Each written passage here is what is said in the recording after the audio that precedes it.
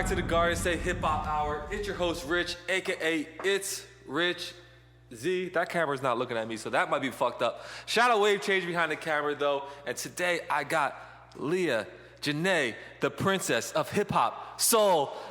Hey, everybody. Welcome to the show, Leah. We've been playing this for like, what, 2 months now? Yeah. You know what I'm saying? Some of my fault, some of your fault, but you know, it's all good. No, just play. No. But, yo, right? Listen, so you're the probably one of the first people, like, my cousin, like, someone from my family, like, hit me up, like, oh, you know her? Really? Like, dead ass, yeah, like, my cousin, she hit me up. It was, like, right after we had the little listening session for your new, 21 Winters EP coming out soon. Yeah. But, yeah, I put up the picture, and, like, she started texting me in the morning time.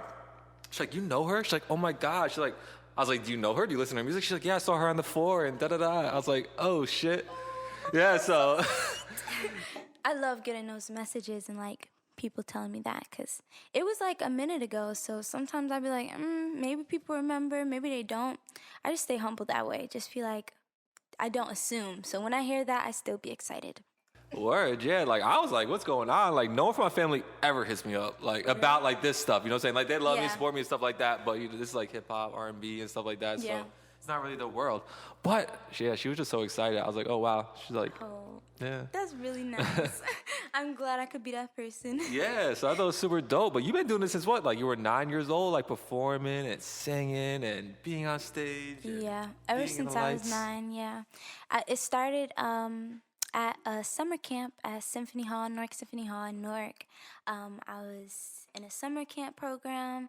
I would, like, just sing good in, like, that vocal class or whatever, and they asked me to do a solo. And I sang Whitney Houston's I Will Always Love You. And the only other person I've ever seen perform was my dad, who's a rapper. Mm-hmm. So I was on the stage, like, singing a song like a rapper, like, in this, like, purple guns, right? dress. Yeah, Left Guns. And I was like, now that I look back at it, I'd be like, girl, you look crazy. But that was all I knew, and I loved it. Like, the lights, everything, I knew that that's what I wanted to do. And I've been doing it since then. Yeah, that's hard. Then obviously you continue your career. Then 17, you're on the floor. And now you're 20, right? Yeah. So how's, like, that evolution been? Because even just, like, as you grow in age and you mature, the music, and you have fans from different, like, parts of each of your career, and they want to keep looking back on you for that aspect, but you need to continue growing. Yeah, it's really difficult, but it's definitely fun. I just have to remember that at the end of the day, my main goal for doing music and entering this career was because I like to make great music, and I like to make people feel good through my music, and that's it. It was never about my hair. It was never about, who I know or, where you saw me. It was just always about good music for me. So I just been trying to keep it that way. Definitely been, like, looking back at parts of me from when I was on the floor or when I was younger, just for, like, inspiration. Like, this whole pandemic thing was super crazy, and that was most of the time that, like, I grew up from being a teenager into my 20s, which is so weird. So it's been difficult, but it's a journey, and I enjoy every step. Like, I just try to take it in, womanhood, and also, like, incorporating that into my career. It's difficult. Like, it gives people a bit of a shock, but it's healthy. It's going to keep me sane. Yeah. You really get to, like, you've grown up in front of a camera for people. It's difficult. Yeah, because I even see you be, like, battling on social media with people who want to see one side of you, and you're trying to do different stuff on your social media. Like, one thing for me, like, I'm really, like, body positive, and I've always been. Like, I never really expressed it because it wasn't, like, age appropriate, or, like, it's different ways to express it, or I would just read up on it. But once I started getting older, I wanted to express it in different ways. And oh my gosh, people be online like, you don't have to do that, and blah blah blah blah blah. And I'm just like, girl, I'm in a bikini bottom. Like, you probably in your drawers while you watching me, and you're judging me. Like, but they just, they saw me as a little girl, and that's who they know, and, like, that's what they want to hold on to. But I'm growing, and I'm growing for the better. I feel like I really do. That's hard. And have the fans been receptive to the growth and the changing of the sounds as you continue to evolve? Definitely. Like, this new single, it's been growing slow and steady. I really just wanted to see its natural reaction, just because it's a new sound that I'm pushing. has like an explicit on it, which none of my music ever has had, but I was getting a little, frisky.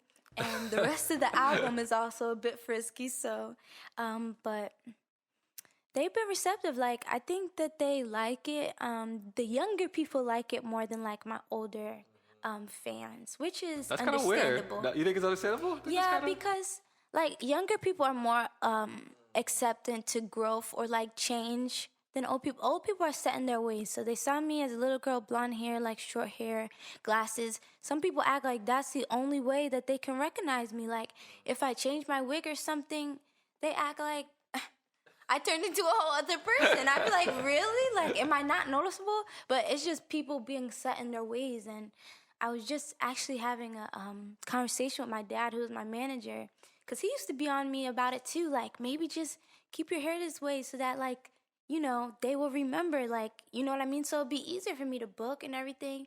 But then he was like, you know what? You're growing, like, and you have to express that in every way you can or you're going to go crazy.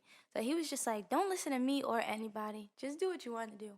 Word, I see you got that attitude, like, because the hair is like, a form of expression. And it's always been. So it's like, why does what I did for a couple months of my career determine what I have to do for the long run?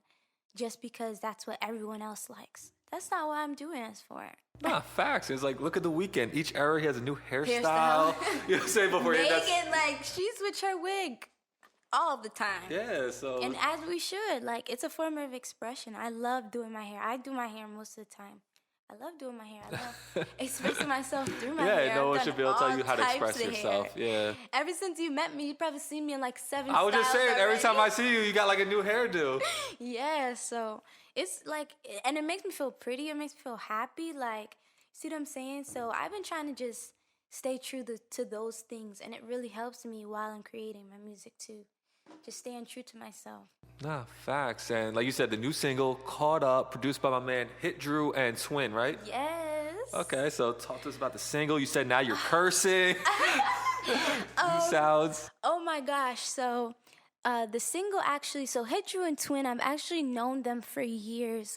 Just from being around Newark, they have like played in bands that I have sang with, and I've just been knowing them like for years. So it's crazy that we finally got to do a record together, and I should have known that all their records is gonna be hard. So basically the whole 21 Winters is produced by Hit Drew and Twin, which is really exciting for me because it's one cohesive sound.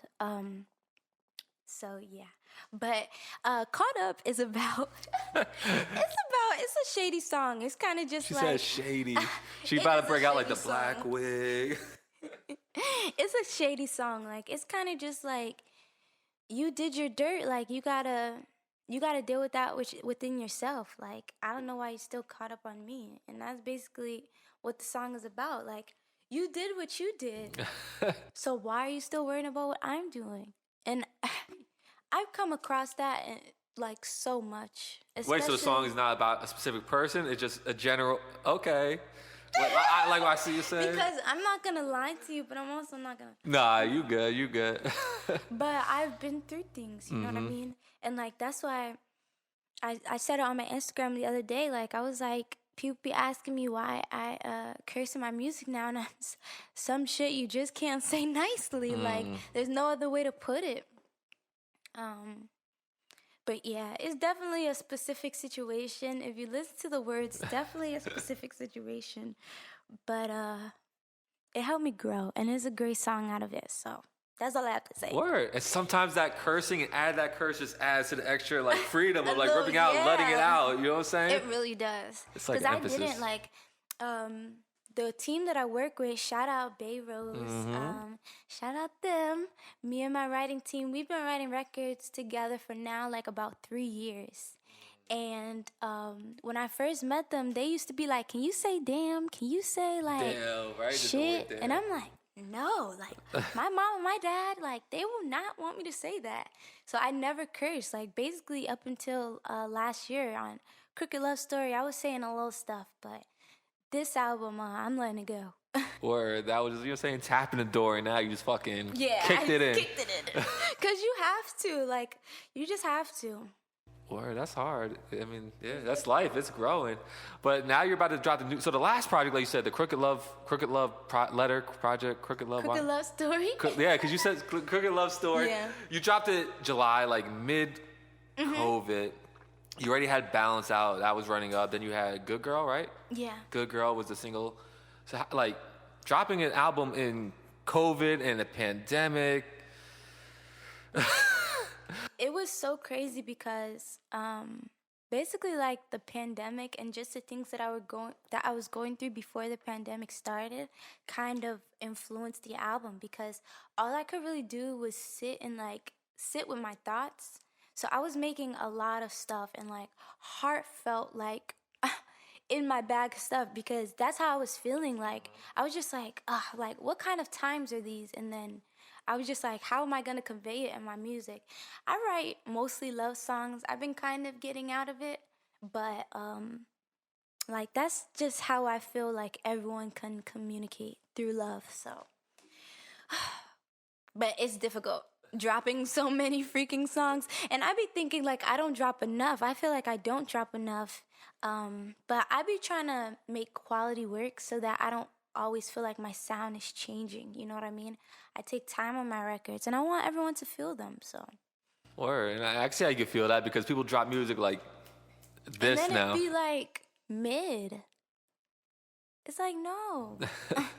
But it makes you quality. But then it makes you feel like your music is old now, even though it isn't old, but because within a month or two span, like people drop like a million Something songs, else. you know what I'm saying? So it's like the time keeps going. So I can see how you might feel a little pressure, or it might feel like you're not dropping fast enough, even though, like you said, it's quality though versus a mid. Yeah.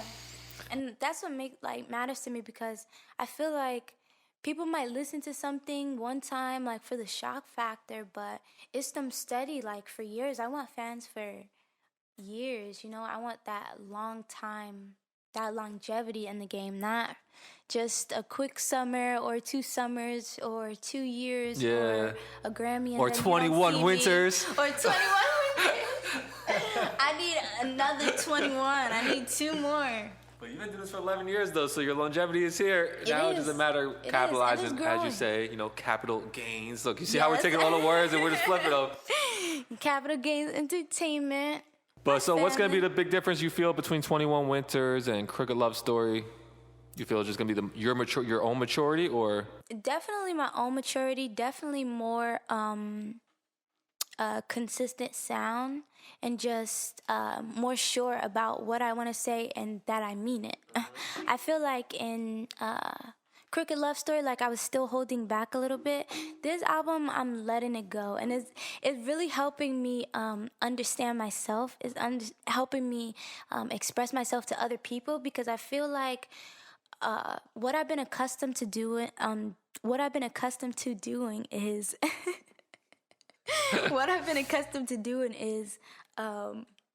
performing on stage. Like I've always performed on stage, because before social media and everything, you had to stand on lines. You want to perform here, you gotta, you know, that's what me and my mom used to do. So that's what I'm accustomed to. So now it's like not being able to perform. Like I always was opening up for people, all types of stuff like that. Like, so for that to kind of stop, oh my gosh, like I felt like there was no way for me to really connect with my fans.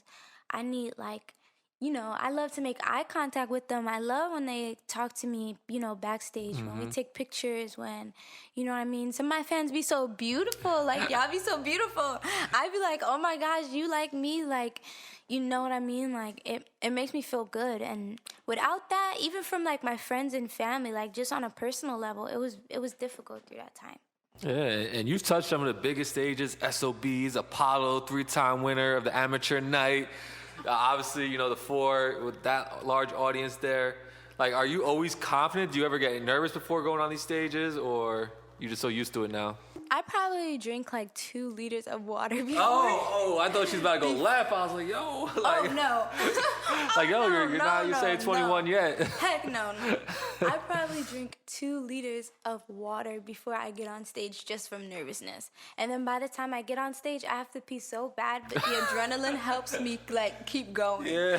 I still get nervous. I'm like very humble, because I know that like God can snatch anything, you know, from you. So I don't take anything for granted, or I try not to. You know, sometimes by nature we just do, but I really try not to. Even the hardships, I be like, okay, God, whatever maybe this was for, I'm just gonna suck it up. But yeah. No, but like I said, Apollo Theater, obviously legendary. Do you have like a favorite like moment on stage since you've done it so many times now?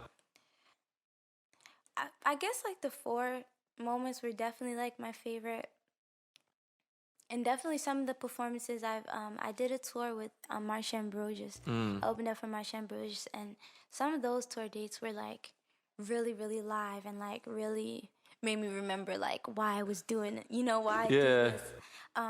But I've had some great experience on stage. I've had so many, like some I don't even remember anymore, but they've all helped me like grow towards. Yeah, that's dope. I am. Sometimes artists will tell me, like you said, like they don't even remember being on stage. It's like you're up there and then it's like it's done. And then I see videos and I'm like, I forgot I was even there.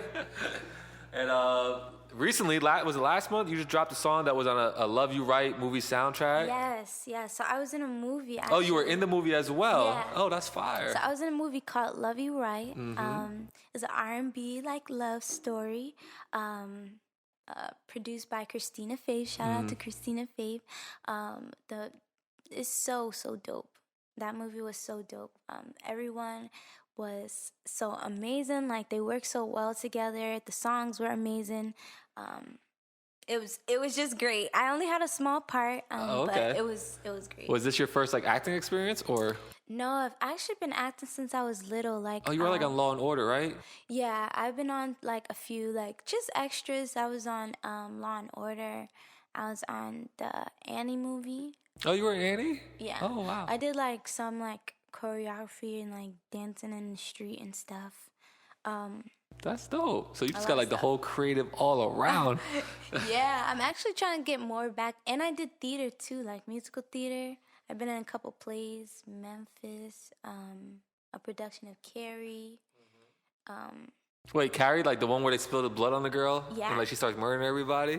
Oh, wow. And I was Chris. I was the mean girl too. Oh, no, she was coming for you. Yeah, so. But cool. So you said you have goals of like just entering more into that world and expanding on top of that. Yeah, and on top of everything, I feel like I can do everything and anything as long as I stay focused. Oh, word, that's hard. It's difficult. It's hard, you said? Okay, so how do you stay focused then? Like, my family, my friends, like they really help me stay grounded. Like if I really, like when I first got a taste of the like music industry, if I really let it soak me up, boy, I don't know who I would be. Like I still live by home. Like I don't live at home, but I live near, you know what I mean? I would like to stay grounded. And my friends and my family help me with that. You haven't had no big-headed moments, no diva, egotistical moments? You had some. I know I would have been wild. And I was like, yeah, I was on the fucking floor. What's up? No, I've never had egotistical moments. Like, it's so weird for me. So, like, I have, like, anxiety a little bit. So, like, it will kind of have to be, like, other people having those moments for me. Like, my big brothers, like, my friends who would be like, you know who this is? Or, like, just be trying to vouch for me because I will, like, kind of let myself, like, you know, expand myself so far that I just end up, like, not being able to give anything left. So I really try not to get big-headed. I've had diva moments for sure because certain I said only things, the red M&Ms. No, not like that. Certain stuff like sound checks, like certain stuff like that. Like I hate to go like somewhere with like BS mic. That really irks me because it's like you got this whole establishment just to have some booty mics, really? But other than that, no, not too many things irk me. The microphone's understandable because that's how you're going to be represented to the audience there. So if the mic sounds crazy, you sound crazy. Yeah. We can't have that. No. Especially when you're putting on for Newark. We know how Newark gets down. You're going to have the whole city out there. Exactly. And they're going to be looking at me like, what are you doing? Nah, where? How's it feel to represent for, like, you know, put on for Newark, you're saying? All the history of Newark, obviously, biggest city in New Jersey, one of the biggest cities in Jersey, just to have all that behind you, your family, you know what I'm saying? Well, they've always been supportive, like, especially like in my earlier years of performing, like Linkin Park, different things like that. I'll always be on the on the bill. Like, Oh, even if it's Linkin for, Park. I don't know why as soon as you said Linkin Park, I thought of that group, Linkin Park. Oh. I was like, wait, she was with Linkin Park too? Linkin Park and North. Nah, I know, yeah. But yeah, like, I'll always be on the bill, even if it's for a couple of minutes. Like, my mom will make sure I was involved. They'll make sure I was involved if I could be, even if it was a small part. But even if it was like a small, like 5-minute set or something, they would let me perform. So they've always kind of been behind me. It gets difficult, like, once you kind of get out of like the independent like realm for a minute and you do like, you know, bigger things. Like, when you come back, they kind of act like, oh, like you're a new person or something. And it's like, no, I'm the same person. I just elevated, and I'm elevating for all of us. Sometimes they don't see it like that. So that's what gets like a little bit weird. Yeah, a little tricky. Because like as you continue to grow and stuff, you can't. Okay, yeah, I got you. But shout out to Newark right now, going crazy. Bandman Reels putting out for them too. You. Jersey, period.